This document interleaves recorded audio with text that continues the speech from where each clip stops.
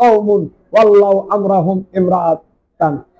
পশ্চিমকালে ওই জাতি মুক্তি পাবে না, লা ইফলিহা কওমুন, কখনোই তারা মুক্তি পাবে না। ও সম্প্রদায় আল্লাহ যারা ওয়ালি বানিয়েছে, নেতৃত্ব দান করেছে, আমরা হম তাদের রাজ্যের ইমরাতান, একজন মহিলাকে। মহিলাকে নেতৃত্ব দিলে এই জাতি ধ্বংস হবে। আমার বাংলাদেশ, সোনার বাংলাদেশ, 1991 সালে এই জাতি, এই জামাত ইসলাম ক্ষমতা দিল কাকে? খালেদা জিয়াকে। আচ্ছা, এই আলেম ওলামারা, কিছু কিছু আলেম ওলামারা খালেদা জিয়াকে সমর্থন করলো আর বললো একে দিলেই আমাদের গোলাম আজম সাহেবের পাওয়া যাবে, নাগরিকত্ব পাওয়া যাবে। আমার এলাকার আমি সেই দিন থেকে এমন একটা ঘৃণা চলে আসলো, হাই যে খালেদার জিয়ার বিরুদ্ধে, হাসিনার বিরুদ্ধে বক্তব্য দিলাম জুমার মসজিদে জনসভায়, আর আজকে সেই খালেদাকেই নেতৃত্ব দান করলো।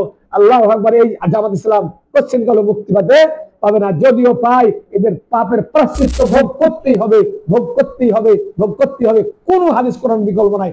ইসলামকে কায়েম করার জন্য জামাত ইসলামকে ঠিকা দেয়নি যে তুমি একজন খালেদার মতন একজন বেশরম, একজন বেলাহাজবেরি ছেলেকে তোমাকে নেতৃত্ব দিতে হবে, তাকে সমর্থন করতে হবে। এটা করা যাবে না। অনেক জামাত ইসলাম, হাজার হাজার জামাত ইসলামের লোক, লক্ষ লক্ষ জামাত ইসলামের লোক আমাকে আলেম ওলামারা কইছে, হ্যাঁ আপনি কেন খালেদাকে সমর্থন করবেন না? আমি বললাম যে তখন খালেদা চাইতে হাসিনাই ভালো। বলছি কেমন করে ভালো? খালেদা, আল্লাহ রাসূল সাল্লাল্লাহু আলাইহি সাল্লাম মদিনার সনদ চুক্তি করেছেন, আমরাও এরকম করেছি। আমরা এরকম খালেদার হাতে হাত দিয়ে খালেদাকে শক্তিশালী করলাম, খালেদার হাতে খালেদাকে আমরা আমাদের স্বীকৃতি দিলাম। মদিনার সনদ বাস্তবায়ন করলে আমি মেনে নেব। যদি মদিনার সনদের মতো হয়, খালেদাকে যদি তোমরা ওইভাবে সমর্থন করে থাকো, আমি মেনে নেব। কিন্তু আল্লাহ রাসূল সাল্লাল্লাহু আলাইহি সাল্লাম কি করেছিলেন? মদিনায় চুক্তি করেছিলেন ইহুদিদের সাথে। ইহুদিদের সাথে তুমি বলো যে খালেদা ইহুদি, তুমি বলো যে খালেদা মুশরিক, আমার কথা নেই। বলছে আল্লাহ রাসূল সাল্লাল্লাহু আলাইহি সাল্লাম হুদায়বিয়ার সন্ধি করেননি? হ্যাঁ, সন্ধি করেছে, এটাও মেনে নিলাম যে আল্লাহ রাসূল সাল্লাল্লাহু আলাইহি সাল্লাম মক্কার কাফেরদের সঙ্গে সন্ধি করেছে। তুমি বলো যে খালেদা কাফেরের সঙ্গে সন্ধি করার কারণে আমরা ইসলামকে একটু সহযোগিতা করলাম, আমরা একটা উদ্দেশ্য নিয়ে করলাম। তুমি বলো যে খালেদা কাফের, আমার কোনো অসুবিধা নেই, খালেদাকে মেনে দেবো।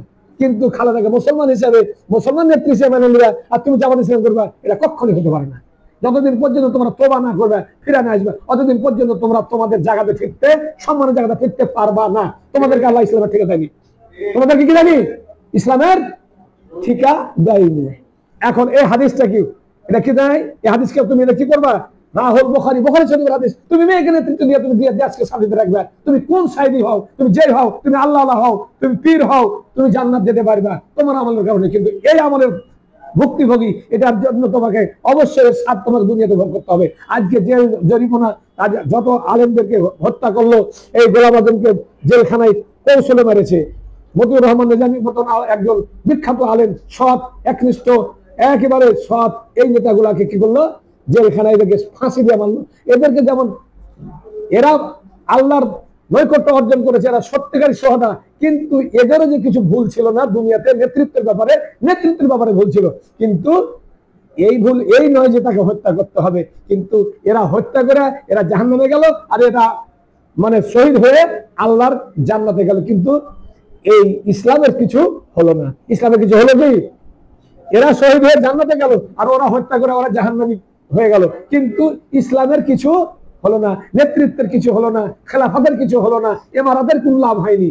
এখন বর্তমানে সামনের সময় খুব জামাত ইসলামীকে বলবো, পরামর্শ দেবো, যদি আমার এই দাওয়াত তাদের কাছে যদি পৌঁছে, অবশ্যই বলবো খবরদার কোনো কাফের সাথে কোনোদিন তাদের সাথে খবরদার মীমাংসা করবে না, তাদের সাথে কোনো হাত মিলিয়ে ওদের সাথে চেষ্টা করবে না, সত্যকে মিথ্যার সাথে মিলিয়ে সহযোগিতা করার চেষ্টা করবে, রাষ্ট্র কায়েম করার, ইসলাম কায়েম করার চেষ্টা করবে না। পারলে একাকি আল্লাহর আলেম ওলামাদেরকে নিয়ে, ওই আল্লামা মামুনুল হককে নিয়ে, ওই ইসলামী খেলাফতকে নিয়ে, অন্যান্য আলেম ওলামা যারা আছে বাংলাদেশে, সকলেই তারা মানে ফিরকায়ে হক, তারা বাতিলা নয়। আহলে সুন্নাত ওয়াল জামাতের চারটা দল আছে, হানাফি, শাফি, মালিকি, হাম্বলি এবং আহলুস সুন্নাত ওয়াল জামাত, অর্থাৎ আহলুল হাদিস যারা, সালফে সালেহিন। এই সালাফ মানহাজটা সঠিকের উপরে, সবচেয়ে বিশুদ্ধের উপরে আছে সালফে মানহাজ, সালাফে মানহাজ সঠিকের উপরে আছে। আর ওরাও আছে, কিন্তু ওদের মধ্যে কিছু কিছু মাযহাবি কিছু ত্রুটি থাকতে পারে, এটা আছে। মাযহাবের ব্যাপারে তারা একটা কাঠামো করে নিয়েছে, এই কাঠামোর মধ্যে কিছু ভুল ত্রুটি থাকতে পারে, কিছু মানে তাসামুহ থাকতে পারে। তাসামুহ, ভুল ত্রুটি বলবো না, এটাকে তাসামুহ বলবো। এই তাসামুহ থাকতে পারে, কিন্তু কোন মহিলার সঙ্গে আপোষ করা যাবে না ইসলাম কায়েম করার জন্য। যদি করো লা ইফলিহা কওমুন, কখনোই মুক্তি পাবে না ওই সম্প্রদায় যারা নেতা বানায়, নেত্রী বানায় তাদের রাজ্যের মহিলাকে। রাহুল বুখারী, ইমাম বুখারী রাদিয়াল্লাহু আনহু হাদিস riwayat করেছেন। ওয়ানিল হারিস আল আসারি রাদিয়াল্লাহু তাআলা আন قال قال রাসূলুল্লাহ সাল্লাল্লাহু আলাইহি ওয়াসাল্লাম আমরুকুম বিখামসিন।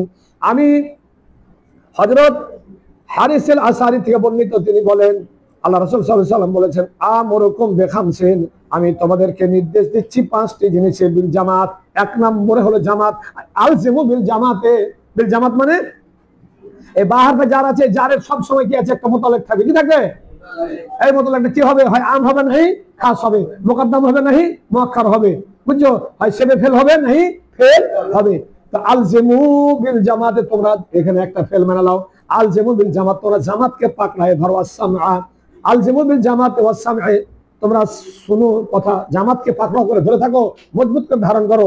ওয়াসসামি, আর শুনো ভালো করে, যেটা জামাত যেটা বলবে, জামাতের পক্ষ থেকে যেটা বক্তব্য আসবে সেটা জামাত মানে জামাত ইসলাম করলো। জামাত ইসলাম কি?